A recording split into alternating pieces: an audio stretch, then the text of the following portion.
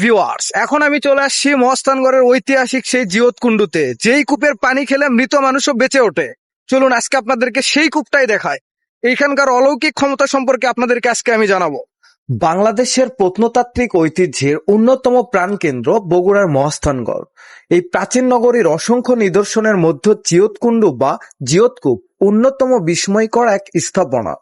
এটি কেবল একটি কূপ নয়, বরং এর সাথে জড়িয়ে আছে বাংলার শেষ হিন্দু রাজা পরশুরাম ও ইসলাম প্রচারক হযরত শাহ সুলতান মাহমুদ বুলকির এর মধ্যকার যুদ্ধের রক্তক্ষয়ী ইতিহাস ও অলৌকিক কিংবদন্তি।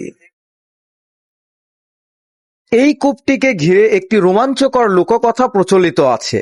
জনশ্রুতি আছে যে রাজা পরশুরামের শাসনামলে এই কূপের পানির অলৌকিক ক্ষমতা ছিল।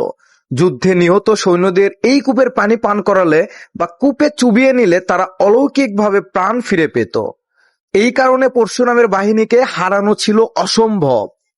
আবার এটাও প্রচলিত আছে যে শাহ সুলতান বলখি যখন মহাস্থানগড় জয় করতে আসেন, তখন তিনি এক কৌশলে একটি চিলের মাধ্যমে গরুর মাংসের টুকরো কূপে নিক্ষেপ করেন।